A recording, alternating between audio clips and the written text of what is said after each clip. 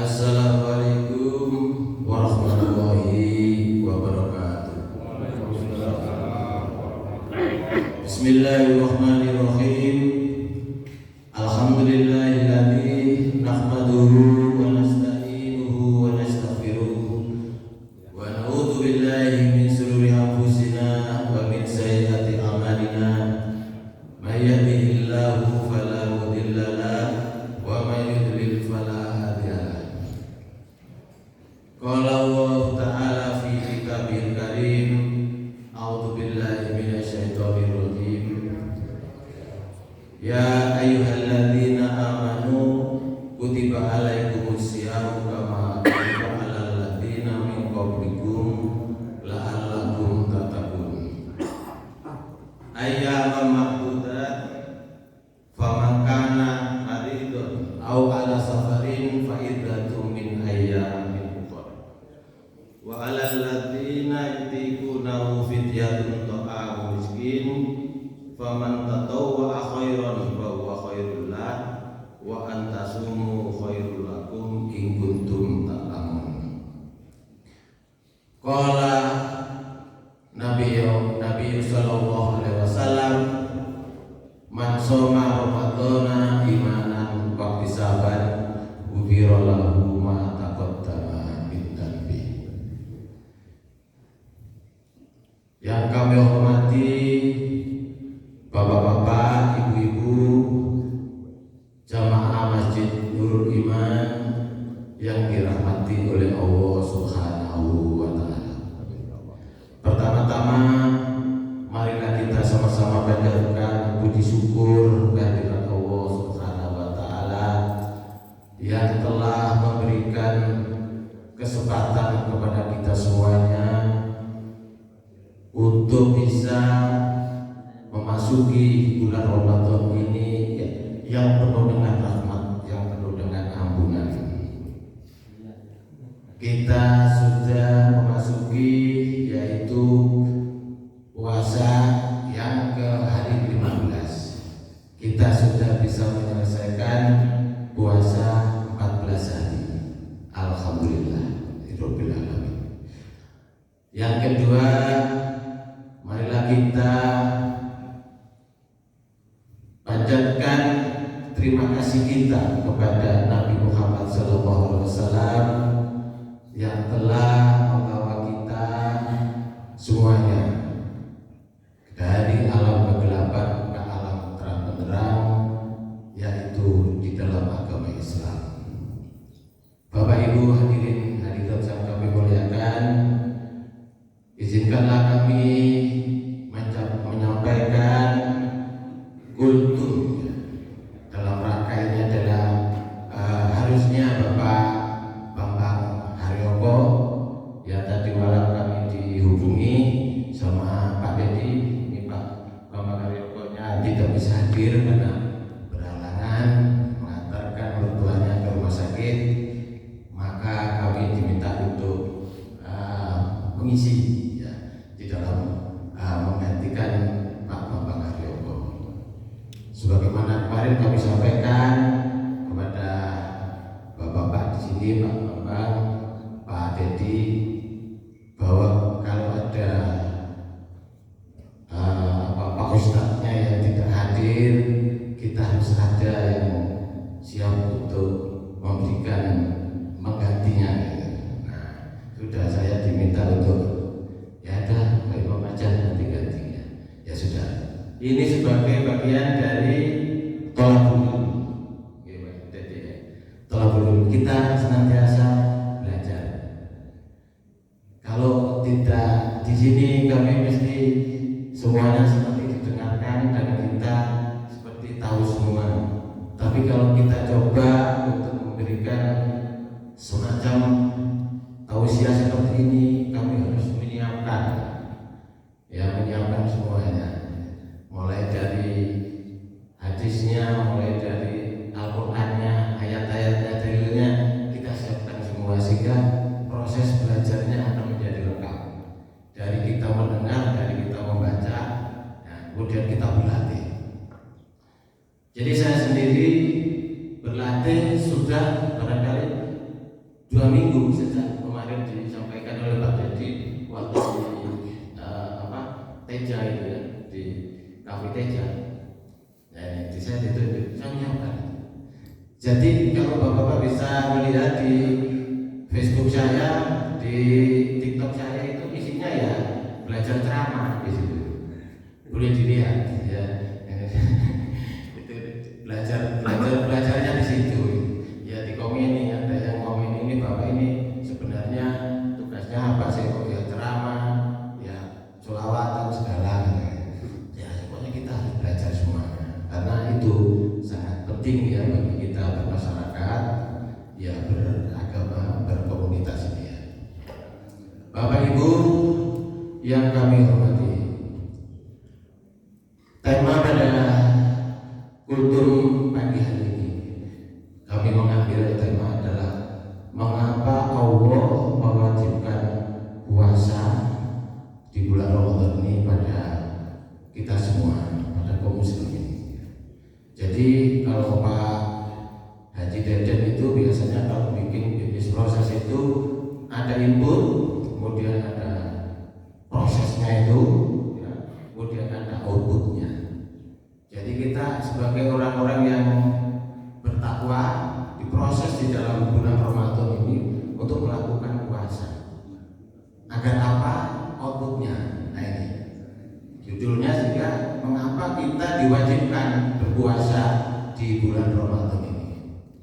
Yaitu sebagaimana tadi di dalam mukadimah kami sampaikan bahwa di dalam surat Al-Baqarah ayat 183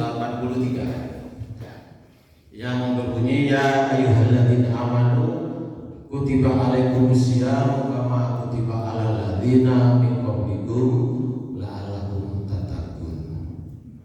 Hai orang-orang yang beriman, diwajibkan atas kamu berpuasa sebagaimana diwajibkan atas orang-orang sebelum kamu agar kamu bertakwa.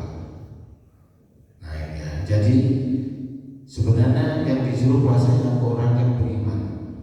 Kemudian diuji lagi orang beriman itu dengan berpuasa, ya karena bisa jadi orang beriman ini masih ya namanya beriman tapi belum lengkap gitu.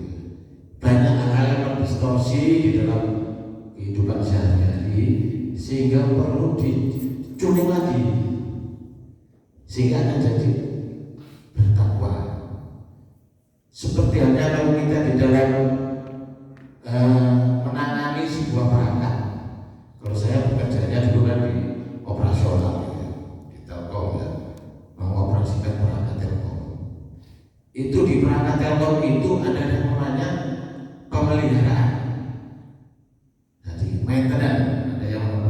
Ada pemeliharaan yang bersifat preventif, ya harian, mingguan, bulanan, ya tahunan. Itu dipelihara perangkat itu. Jadi kalau Bapak Ibu ya sekarang ini menikmati layanan dari dulu, misalkan layanan telekomunikasi, mengapa ini kok tidak pernah mati? Karena memang itu dirancang pemeliharaannya sedemikian rupa. Ya, jadi misalkan harian membersihkan, mungkin masjid ini juga dilakukan pemeliharaan harian. Kemudian pemeliharaan bulanan, pemeliharaan. Kemudian tahunan. Nah, tahunan inilah yang semuanya itu general check up. Kalau kita dalam kesehatan general check up, ya semuanya dicek semua. Betul nggak sih perangkat ini sehingga beroperasi, bahkan dibikin double perangkat. Jadi kalau di Telkom itu perangkat itu double. Misalkan jadi jangan sampai listrik mati pesawat telepon ini mati, jangan, nggak boleh. Jadi listrik mati otomatis diganti baterai sudah siap, baterai sebelum dihandle oleh genset. Listrik mati, baterai bekerja, beberapa menit lagi gensetnya hidup. Jadi tidak ada delay jeda waktu yang bisa mematikan perangkat. Ya, demikian pula manusia. Allah manusia ini tentu dibikin standar operasi prosedur, SOP-nya dibikin. Ya. Kemudian dibikin juga standar operasi maintenance, standar maintenance-nya. Nah itu dibikin semua. Jadi kalau kita misalkan sholat, secara fisik di luar tubuh kita dibuatlah sholat. Agar apa? Kita itu mengatur semua kondisi fisik kita. Dari subuh berangkat melangkah ke masjid, ya, ini sudah bergerak. Ini orang Islam ini sudah mulai jam 3 saja sudah bangun, bergerak, sahur tadi, sudah berdoa dan sebagainya, kemudian berjalan ke masjid ini, melangkah demi langkah, semua sudah dihitung sama Allah. Ya ini ibadah semua. Ya. Tetapi dalam kaitan fisik kita sudah dilatih, ya secara fisik ini di luar melangkah. Jadi kita ini sehat sampai sekarang, alhamdulillah, karena kita selalu dituntut hariannya tadi, maintenance harian terhadap fisik luar kita. Namun bagaimana terhadap fisik yang sifatnya di dalam tubuh kita? Nah, di dalam tubuh kita inilah dilatih dengan maintenance yang namanya puasa. Ya, Bapak Ibu, hadirin yang kami muliakan. Jadi ada 6 hal yang Allah ya, berikan latihan pada kita dalam mengenal puasa agar menghasilkan 6 tujuan. Orang beriman diberi proses puasa agar menghasilkan output 6 output. 6 output itu apa saja? Yaitu satu adalah ketaatan, ya. Ketaatan kepada Allah Subhanahu wa Ta'ala. Kita sudah dikasih standar operasi prosedur bahwa orang Islam itu punya namanya rukun Islam. Ya, Islam Rasulullah. Kalau mengaku Islam harus ada mengakui yang namanya rukun Islam. Rukun Islam itu apa saja? Satu, syahadat kita sudah melakukan, sholat kita sudah melakukan, 3 zakat kita sudah melakukan. Nah, puasa yang keempat, ya kita melakukan puasa ini. Kemudian 5 adalah haji. Mudah-mudahan kita semuanya sudah pada haji semua, ya. Mudah-mudahan. Bapak Ibu yang kami hormati, jadi kalau kita sebagai orang yang beriman diuji dengan puasa dan kita melakukannya puasa itu, maka itulah yang namanya kita diuji ketaatan. Ya, ketaatan kita kepada Allah Subhanahu wa Ta'ala melalui puasa. Karena tadi menjalankan yaitu rukun Islam yang keempat. Ya. Kemudian yang kedua itu adalah untuk meningkatkan ketakwaan, sebagaimana dikatakan di dalam surat Al-Baqarah 183, la'allakum tattaqun, agar kamu bertakwa, ya, yaitu menjalankan perintah-perintah Allah Subhanahu wa Ta'ala dan menjauhi seluruh larangan-larangannya. Kemudian yang ketiga, outputnya agar apa? Agar bisa yaitu melatih kesabaran dan pengendalian diri. Jadi orang Muslim yang puasa ini, yang pada puasa kita itu dilatih untuk bersabar dan bisa mengendalikan diri. Ya, mulai dari fajar sampai dengan terbenamnya matahari, ya, kita diuji oleh Allah Subhanahu wa Ta'ala. Kalau saya sih ujiannya nggak terlalu berat, Bapak-bapak. Saya sih mikir ya, Bapak-bapak ini pasti ujiannya lebih berat lagi. Biasanya habis Ramadan lagi sudah merokok, ya nah Pak ya. Ya Pak dia rokok, ya Bapak Jenderal rokok juga, Pak Israwan rokok, enak ya, sudah jadi begitu. Sekarang nggak boleh Bapak-bapak, mulai fajar sampai ya nggak boleh merokok. sudah diuji ya kesabarannya oleh Allah Subhanahu wa taala. Kalau apa itu merasa atau kurang beriman, ya ini ujian. Kalau saya nggak rokok ya ujiannya tenang aja, ya gitu. Tapi ujian saya sama berat juga ya. Misalkan harus berhadapan dengan Facebook, dengan TikTok, ini ujian juga bapak-bapak.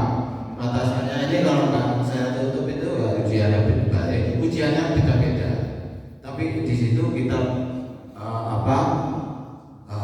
istilahnya itu sudah puasa, kita harus bisa menahan itu semua ya. Kesabaran menahan ya semuanya gangguan-gangguan ya, yang dilarang ya selama puasa.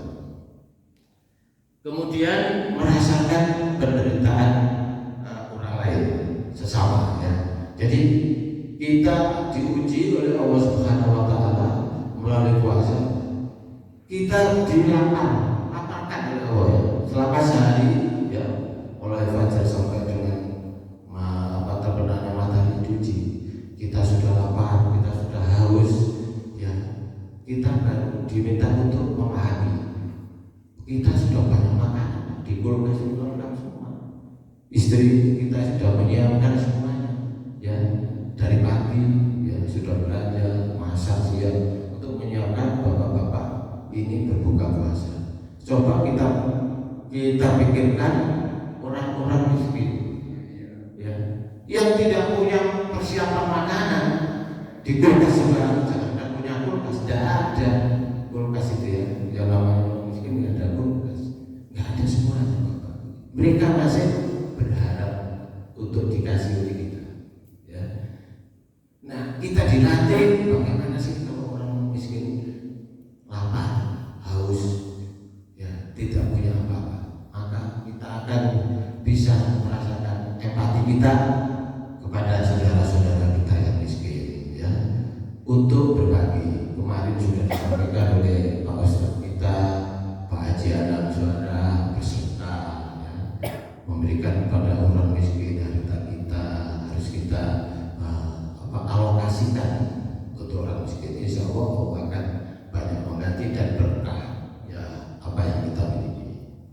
Kemudian Bapak Ibu membersihkan diri dari dosa. Nah, itu tadi. Sebenarnya kita sudah dikasih standar operasi prosedur, ya. Tetapi ada saja yang kita lakukan kesalahan-kesalahan di dalam kehidupan kita sehari-hari, di dalam peribadatan kita, melakukan sehari-hari.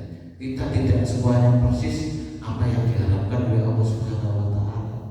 Ya, dalam ucapan kita ada yang salah, dalam kegiatan kita beribadah ada yang masih kurang, ya. Sembahyang pun kadang-kadang masih melanggung, ya kan? Begitu sudah Allahu Akbar, pikiran kita masih ada kemana-mana, tidak hanya mengingat pada Allah Subhanahu wa taala, tetapi masih ingat itu. Kalau yang masih kerja, ingat kerjaannya, ya, ingat kegiatannya, ingat apa. Ini tentu saja ada hal yang kurang ya. Jadi dengan puasa ini kita akan diampuni oleh Allah Subhanahu wa taala. Di mana di dalam hadis disampaikan, man syaba Ramadan imanan wa ihtisaban ghufira lahu ma taqaddama min dhanbi. Ya, barang siapa berpuasa dengan iman dan mengharapkan ampunan dari Allah, diampuni dosa-dosanya yang telah lalu ya. Jadi ini kesempatan yang baik sekali Allah memberikan suatu wadah ya, puasa ini sebagai wadah prosesnya agar kita diampuni.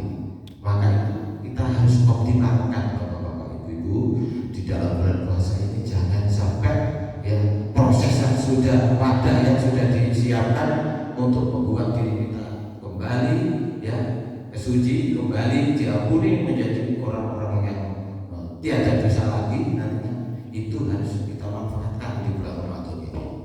Misalkan ya itu ada sedekah, kita berbanyak sholat kita, baik sholat wajib maupun sholat sunnah kita banyak membaca ayat-ayat suci Al-Quran, kita banyak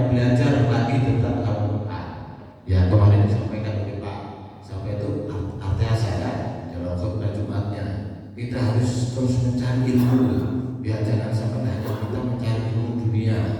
Ya kita sudah sampai umur 55 kita sudah pensiun, kita masih juga memikirkan dunia, kapan kita mau memikirkan akhirat ya. Jadi ibadah kita semuanya itu harus kita lengkapi dengan pengetahuan. Kita mengikuti pengajian setiap minggu di sini pagi ya. Kita juga berusaha mencari ilmu lagi, menggali. Bapak Ibu, ini kami beserta para santri yang ada di sini masih belajar. Kami juga belajar namanya tahsin ya, belajar bagaimana sih, mengapa kok harus belajar tahsin. Ternyata saya dulu mengaji itu masih kurang betul ya, kurang betul. Artinya mengajinya saya itu bisa, bahkan kecepatan kata Pak Ustaz ya bagus. Saya sering dikira sama Pak Ustaz, Pak Imam kecepatan ngajinya. Loh Pak, bagaimana? Saya sudah biasa begini. Ya pokoknya harus taktil, ikuti taktil dulu. Jadi saya harus ngerem Pak ngajinya. Biasanya cepat gitu, itu direm ya, sehingga direm sehingga yang kurang-kurang itu kelihatan Bapak-bapak. Oh gunanya berhenti dulu. Oh harus ditahan harokat, 2 harokat harus dilanjutkan, jangan diem dulu, harus langsung, jangan 2 harokat, yang 1 harokat dibaca 2 harokat, yang harusnya 2 harokat dibaca 1 harokat. Sebenarnya bacaannya betul Bapak-bapak, tetapi berhenti dan melanjutkannya itu berkurang. Jadi saya harus belajar lagi, melatih agar betul-betul sesuai. Demikian itu adalah sebagai upaya bagaimana? Sebagai upaya agar apa yang kita capai itu betul-betul sesuai standar yang diberikan oleh Allah Subhanahu wa taala. Karena apa? Kalau panjang sedikit itu artinya juga berubah, kalau kependekan juga artinya berubah. Jadi kan nanti makanya ini kok saya doa saya itu jarang nggak diterima-terima, ini jangan-jangan panjang pendeknya saya baca ini kurang betul gitu ya. Harusnya saya meminta, mungkin karena terlalu panjang jadinya seperti bertanya. Nah ini saya harus sadari ini doa-doa saya ini jangan-jangan ini masih kata-kata saya ini kurang betul. Jadi karena Allah Subhanahu wa taala itu maha mengetahui dan maha istilahnya itu kalau perangkat itu sekarang itu kan, kalau perangkat itu ada pemrosesan itu cepat banget, tapi karena sering error kata-kata saya itu prosesnya jadi di mesin itu jadi berubah ya. Jadi wah ini akhirnya apa? Karena diulang-ulang, oh ini berarti kemungkinan ini minta ini, tapi sudah berapa tahun kan di apa itu istilahnya dikabulkan karena kata-katanya betul. Jadi itulah kami menyadari masih banyak kekurangan ya di dalam halnya beribadah, khususnya satu membaca ayat suci Al-Quran ya. Kemudian kalau kita ikuti belajar pada hari Minggu pagi misalkan, atau Minggu pagi besok katanya fikih ya kita ini belajarnya ya dari para ustaz ya Bapak, supaya kita gerakan-gerakan kita kemarin sama Pak Ustaz itu kan dibetulkan ya, mulai dari wudhunya dibetulkan, mulai dari gerakan-gerakan sholat. Ini bagian daripada thalabul ilmi Bapak. Thalabul ilmi kita mencari kebenaran ya, memperbaiki lagi apa yang kurang. Jadi itulah pentingnya Bapak-bapak semuanya, kita selalu mengembalikan kepada standar operasi prosedur yang diberikan oleh Allah Subhanahu wa taala ya. Kemudian yang ke-6 ya, manfaat untuk kesehatan. Jadi puasa ini tadi ya secara fisik ya luar kita sudah melakukan ibadah, kemudian secara fisik dalam dilatih dengan puasa. Tujuannya apa? Adalah untuk sehat Bapak Ibu sekalian. Ya, untuk sehat, di mana selain kita tadi mendapatkan masalah spiritual, maka kita puasa kita itu dilatih agar kita ini menjadi sehat. Ya, di sana di dalam Al-Baqarah 184 ya. Itu disampaikan di sini adalah wa antasumu khairul lakum in kuntum ta'lamun. Ya. Ini ya.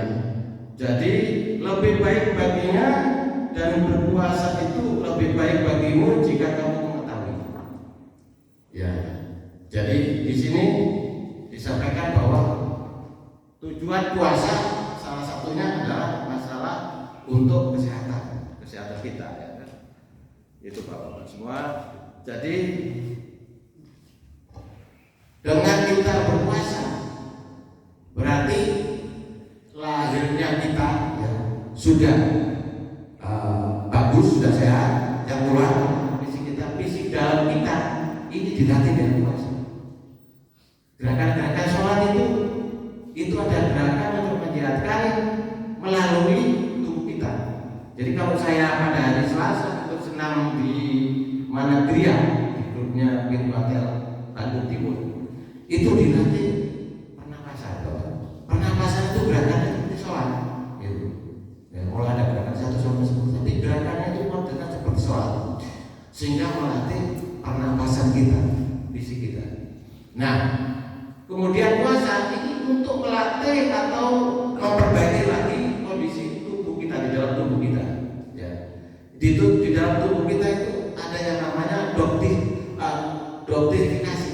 Ya. Yang namanya itu sehingga apa? Ini memperbaiki daripada menghilangkan daripada racun-racun dalam tubuh kita. Ya. Doptifikasi yaitu menghilangkan daripada racun-racun dalam tubuh kita sehingga hati kita ya, ginjal kita itu bisa sehat ya. Dengan kita puasa maka hati kita yang banyak racun itu, ginjal kita itu akan dicerna semua Bapak-bapak semua, sehingga kita akan stabil lagi. Kemudian yang kedua adalah menyehatkan jantung ya. Mengapa sih kok jantung kita bisa sehat? Ya pada saat puasa kita yang biasa makan ini banyak kolesterol dan sebagainya, jajanan ya, sukanya makan sate ya, semua, kemudian sop ya buntut dan sebagainya, ini kan menimbulkan kolesterol Pak ya, kolesterol semua. Kolesterol ini menumpuk Bapak semua ya, sehari-hari kita makan daging, makanan itu menumpuk. Nah pada saat puasa ini diproses semua ini Pak, cadangan-cadangan lemak ini ya diproses sehingga semuanya akan hilang kolesterolnya, sehingga jantungnya sehat, tidak ada stroke. Nah bisa stroke ada. Nah, kemudian bapak-bapak semuanya, semua itu dilatih semua dalam fisik kita, sehingga insya Allah dengan berpuasa ini kita akan sehat yang baik fisik maupun spiritual kita. Ya, dari fisik kita dilatih puasa ya, sehingga kita akan sehat. Kemudian dari sisi spiritual ya tentunya kita akan menjadi takwa Bapak semua.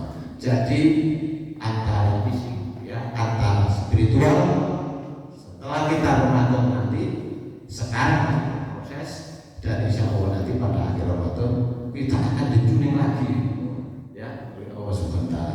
Kalau kita punya HP, seperti kita itu lemot HP-nya ya. Karena sudah dipakai, begitu kita puasa, HP itu di-restart lagi, dihidupkan lagi dan menjadi normal kembali Bapak semuanya. Itu Bapak-bapak yang bisa kami sampaikan di dalam kultum pagi hari ini. Mudah-mudahan apa yang kami sampaikan ini bermanfaat bagi Bapak Ibu semuanya. Hal-hal yang baik ya, adalah datangnya dari Allah Subhanahu wa Ta'ala, dan apabila dalam ucapan kami ada kekeliruan ya, kekalfaan dan sebagainya, mohon dibukakan pintu maaf ya sebesar-besarnya. Baiklah, kita akhiri dengan doa. Subhanakallahumma wa bihamdika asyhadu an la ilaha illa anta astaghfiruka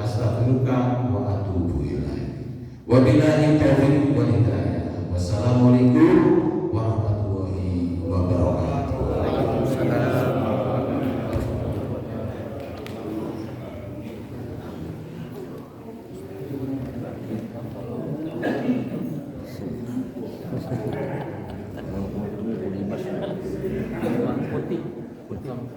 Kuliah 30 menit.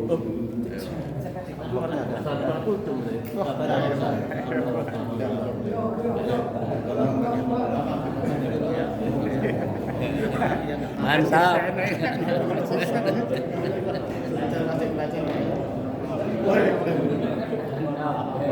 Ya.